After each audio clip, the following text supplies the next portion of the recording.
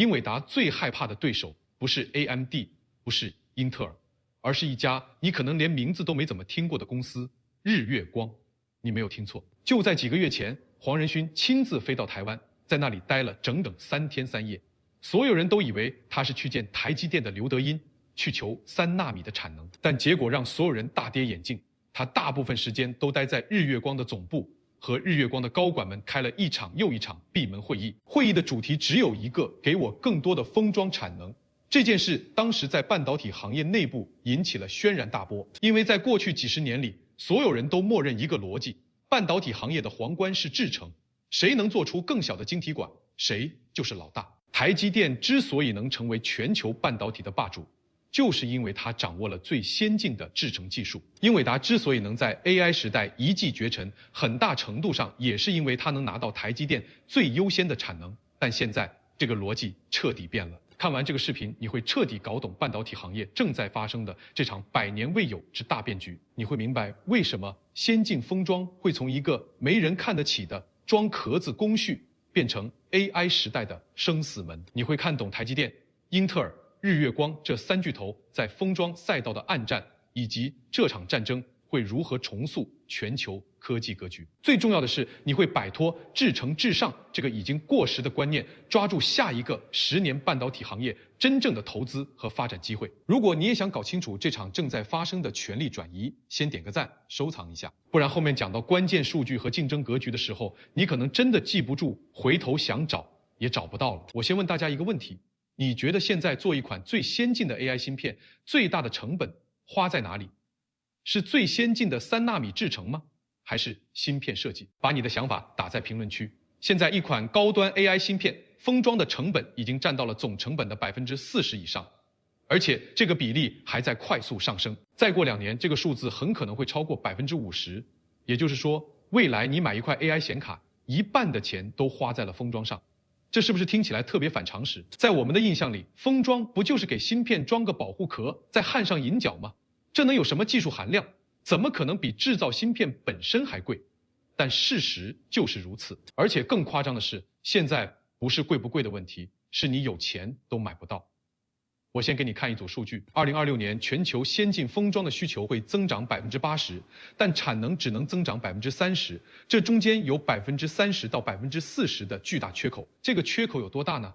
这么说吧，现在全球所有先进封装厂加起来开足马力生产，也满足不了英伟达一家的需求。这就导致了什么结果？先进封装的单价在过去1年里涨了50%，而且订单已经排到了2028年。也就是说，你现在想做一款用先进封装的 AI 芯片，至少要等3年才能拿到货。这对于 AI 行业来说，简直是致命的，因为 AI 行业的迭代速度是以月为单位的。3年之后，你的产品可能早就被淘汰了。已经有公司因为这个问题栽了跟头。英伟达下一代的 Rubin 芯片本来计划2025年底量产，现在已经确认延期到2026年下半年。原因不是3纳米制程出了问题，而是 CoWoS 封装的产能跟不上。还有一家做 AI 芯片的初创公司叫 Cerebras， 他们做出了世界上最大的 AI 芯片，性能非常强悍。但现在因为拿不到足够的封装产能，公司已经走到了破产的边缘。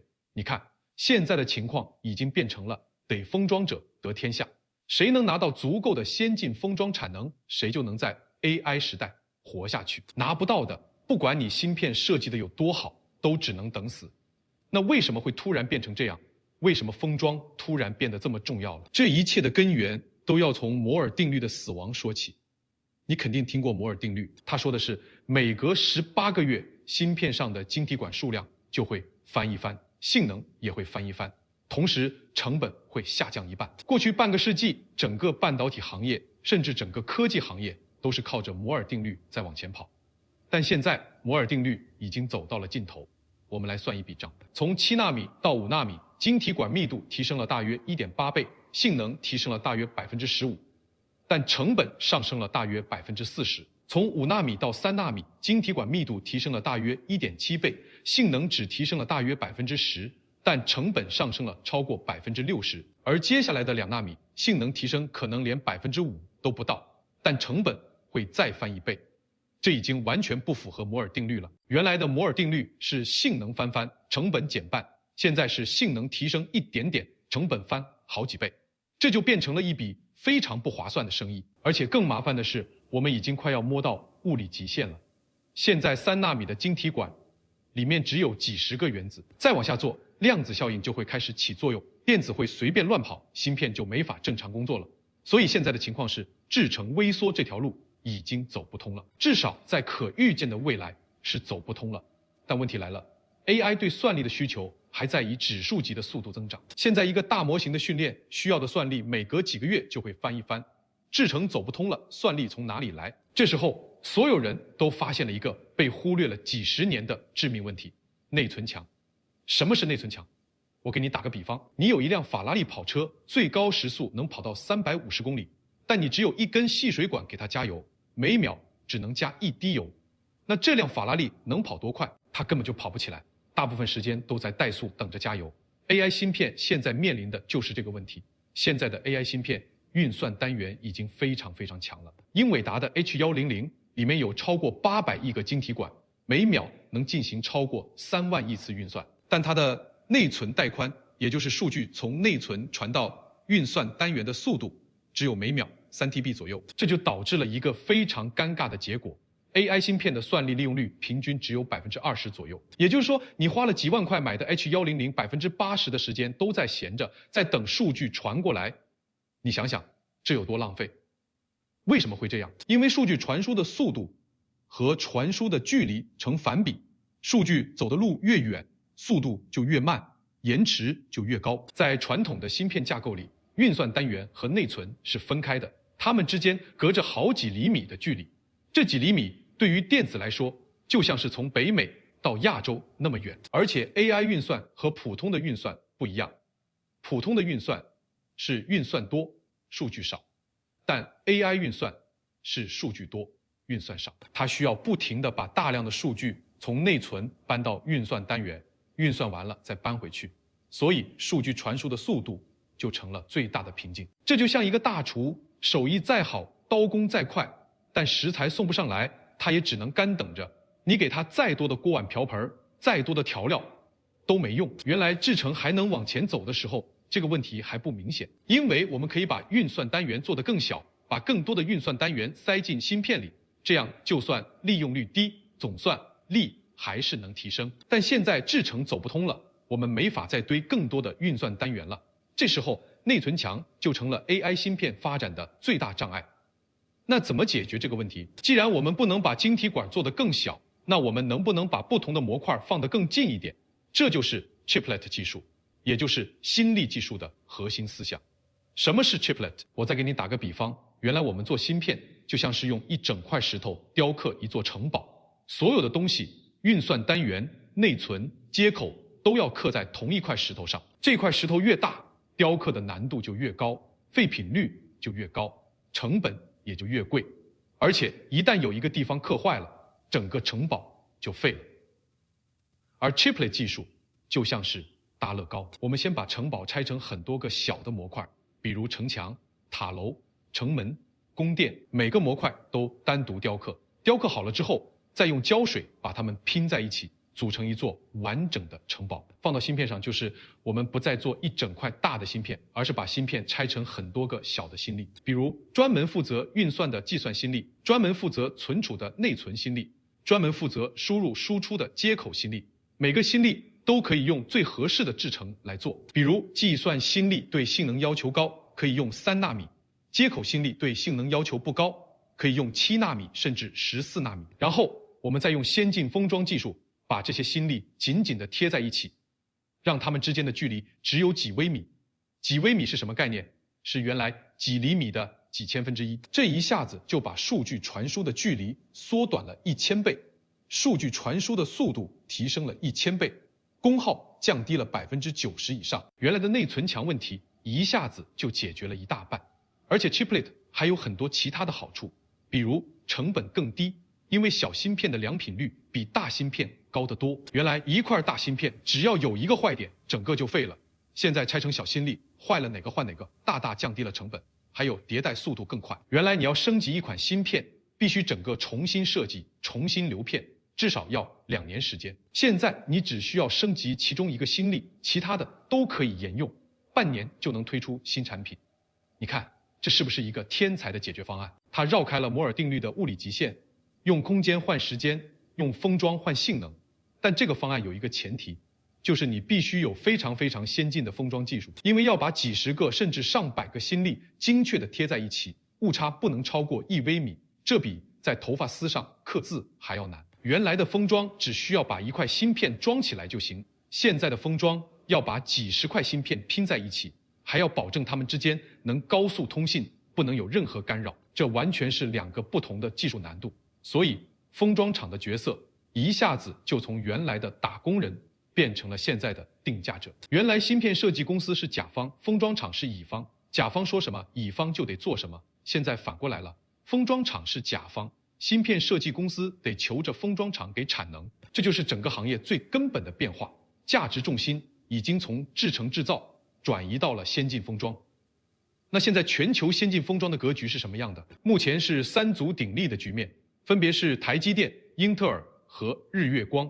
这3家公司走了3条完全不同的技术路线，也代表了3种不同的商业模式。我们先来说台积电。台积电现在在先进封装领域是绝对的霸主，它的 CoWoS 技术是目前全球唯一能大规模量产的高端先进封装技术。英伟达的 H100、R00、AMD 的M00用的都是台积电的 CoWoS 封装。什么是 CoWoS？ 我给你解释一下。CoWoS 的全称是 Chip-on 减 Wafer 减 Substrate， 翻译过来就是芯片、晶圆、基板。它的技术路线就是我刚才说的全程修路，它会先做一块很大的硅中介层，然后把所有的芯粒都放在这块中介层上面，中介层里面布满了密密麻麻的金属连线，就像是城市里的高速公路网，所有的芯粒之间都通过这些高速路进行通信。这种技术的优点非常明显，就是性能最好，因为中介层的密度非常高，能提供最大的带宽和最低的延迟。所以对于追求极致性能的高端 AI 芯片来说， CoWoS 是目前唯一的选择。但它的缺点也同样明显，就是太贵了，而且产能非常紧张。做一块大的硅中介层本身就非常贵，而且良率很低，因为中介层越大，上面出现坏点的概率就越高。只要有一根连线断了，整个中介层就废了。所以 CoWoS 的成本比普通封装贵了好几倍。而且台积电现在的 CoWoS 产能几乎全部被英伟达包了，其他公司根本拿不到多少。AMD 为了拿到 CoWoS 产能，不得不把一部分 GPU 的订单从台积电转到了三星。所以台积电现在的策略非常明确，就是牢牢占据高端市场，赚最多的钱。它不在乎产能有多少，只要能保持技术领先，就能一直掌握定价权。接下来是英特尔。英特尔在先进封装领域走的是一条和台积电完全不同的路线，它的技术叫 MEB， 也就是嵌入式多芯片互联桥接。如果说台积电的 CoWoS 是全程修路，那英特尔的 MEB 就是局部修桥。MEB 不会做一块完整的大中介层，它只会在2个需要通信的芯粒之间嵌入一小块很小的硅桥，只有这2个芯粒之间通过这座桥进行通信，其他地方还是用普通的基板连线。这种技术的优点是什么？就是成本非常低，因为它不需要做整块的大中介层，只需要做几个很小的硅桥，成本只有 CoWoS 的1/3左右，而且良率非常高，产能也很容易扩充。那它的缺点呢，就是性能比 CoWoS 差一点，因为只有局部有高速连接，整体的带宽和延迟都不如 CoWoS。但对于很多应用来说，这个性能差距其实是可以接受的。比如云厂商的通用 AI 服务器，不需要追求极致的单卡性能，更看重的是成本和性价比。这时候英特尔的 AME 就非常有吸引力，而且英特尔还有一个台积电没有的巨大优势，就是美国本土化。现在美国政府正在大力推动半导体供应链本土化，美国的云厂商比如亚马逊、微软、谷歌都面临着很大的压力，要把更多的产能转移到美国本土。而英特尔是美国仅有的一家拥有先进封装能力的公司，所以这些美系云厂商现在都在大量采用英特尔的 EIB 封装技术。微软的下一代 AI 芯片 Athena 用的就是英特尔的 EMEB 封装，亚马逊的 Trainium 和 Inferentia 芯片也在和英特尔合作开发 EMEB 版本。所以英特尔现在的策略就是用成本和本土化优势抢占中高端市场，和台积电形成差异化竞争。它不追求在性能上超过台积电，只要能做到性能够用，成本更低就能抢到很大的市场份额。最后是日月光，日月光是全球最大的第三方封装厂，它的技术路线叫 Focus， 也就是删除型芯片级封装。日月光的技术性能介于台积电和英特尔之间，比 EMIB 好一点，比 CoWoS 差一点，但它有一个独一无二的优势，就是中立。台积电自己也做芯片制造，英特尔自己也做芯片设计，所以对于很多芯片设计公司来说，把自己的核心技术交给台积电或者英特尔，其实是有风险的。你把芯片的设计图给了台积电，台积电就知道了你所有的技术细节。万一哪天台积电自己也做同类芯片，你怎么办？但日月光不一样，日月光只做封装，不做芯片设计，也不做芯片制造，它不会和任何客户竞争。所以对于那些不想被台积电卡脖子，也不想把技术交给英特尔的公司来说，日月光是最好的选择。比如 AMD， 它现在一部分高端芯片用台积电的 CoWoS， 另一部分终端芯片就用日月光的 Focus， 还有高通、联发科、博通这些公司也都是日月光的大客户。而且现在因为台积电的 CoWoS 产能实在太紧张了，很多拿不到产能的公司都不得不转向日月光，这就给日月光带来了巨大的溢出红利。过去一年，日月光的先进封装营收增长了超过100%，订单已经排到了2028年。所以日月光现在的策略就是发挥中立优势，承接所有溢出的订单，做全球半导体行业的通用封装厂。它不跟台积电抢最高端的市场，也不跟英特尔抢美国本土的市场，而是把所有其他的市场都吃下来。这三家公司三条路线各有各的优势，各有各的地盘，现在还很难说谁最终会赢。但可以肯定的是，未来几年这三家公司之间的竞争会越来越激烈。但你以为这场战争只是三家公司之间的商业竞争吗？远远不是。这场先进封装的战争已经上升到了国家博弈的层面，它正在重塑整个全球半导体的地缘政治格局。在过去几十年里，全球半导体供应链是高度集中的，最先进的制程在台湾，最先进的封装也在台湾。台湾一个地区占据了全球超过90%的先进制程产能和超过80%的先进封装产能。这对于美国和欧洲来说是一个巨大的风险，因为一旦台湾的供应链出现问题，整个全球科技行业都会瘫痪。所以现在美国和欧洲都在疯狂地推动半导体供应链本土化，他们通过芯片法案拿出几千亿美元的补贴，吸引半导体公司去美国和欧洲建厂。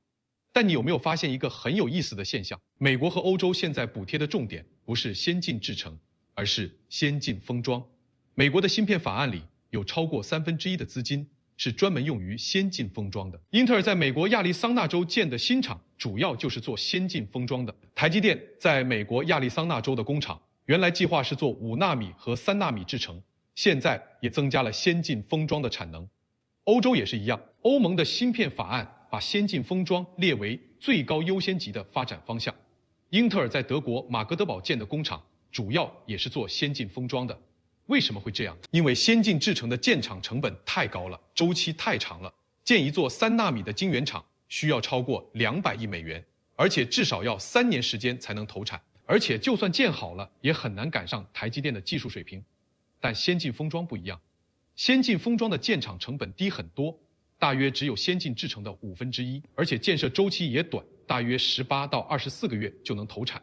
更重要的是，先进封装的技术差距没有先进制程那么大，美国和欧洲只要肯砸钱，很快就能追上来。所以现在全球先进封装的地理格局正在发生巨大的变化。原来台湾一家独大的局面正在被打破，未来几年会形成一个6:2.5比1.5的格局，也就是台湾占60%的先进封装产能，美国占25%，欧洲和其他地区占15%。这个格局的形成会带来2个非常深远的影响。第一个影响是全球半导体供应链的韧性会大大增强。原来所有的鸡蛋都放在一个篮子里，现在分散到了3个篮子里。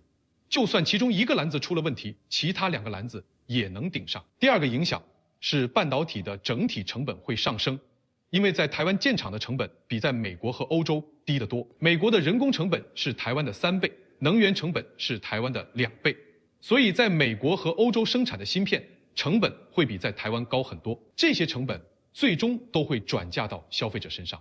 也就是说，未来我们买电脑、买手机、买买 AI 产品都会变得更贵，这是我们为了供应链安全不得不付出的代价。讲到这里，我想问问大家，你觉得为了供应链安全付出更高的成本是值得的吗？还是说我们应该继续保持原来的全球化分工，追求更低的成本和更高的效率？我会认真看每一条留言，遇到有代表性的观点，我会在后续视频里专门展开讲。现在我们来梳理一下这场先进封装革命会给我们带来哪些趋势。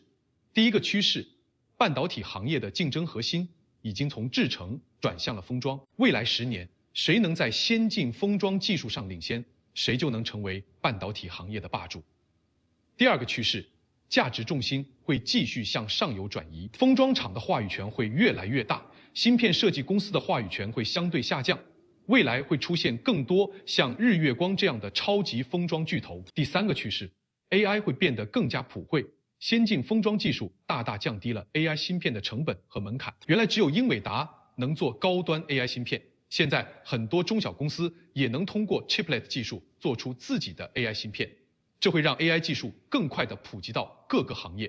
第四个趋势，双轨技术会长期共存，台积电的 CoWoS 会继续占据高端市场，英特尔的 AMIB 和日月光的 Focus 会占据中低端市场。没有哪一种技术会完全取代另一种，他们会各自找到适合自己的应用场景。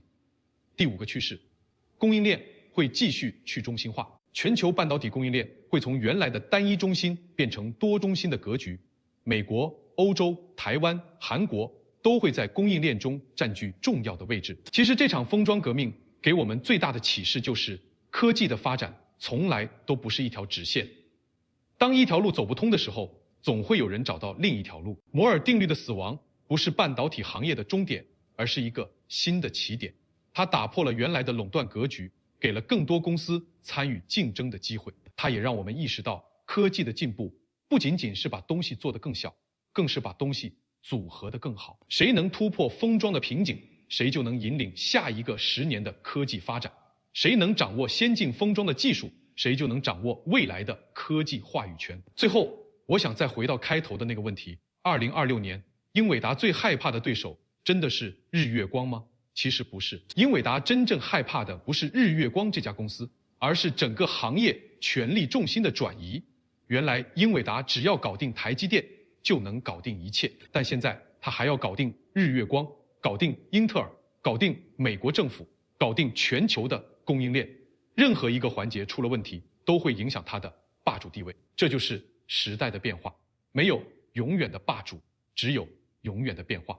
如果你喜欢这种深度拆解行业趋势的内容，订阅一下我的频道。后面我还会继续更新关于半导体、AI 和科技行业的深度分析，带你看懂那些藏在新闻背后的商业逻辑和行业真相。最后跟大家说一句，本期视频所有内容都只是我的个人观点和信息分享，不构成任何投资建议或者专业指导。如果你有任何相关的专业问题，一定要咨询对应的专业人士，请大家结合自己的实际情况，理性判断和决策。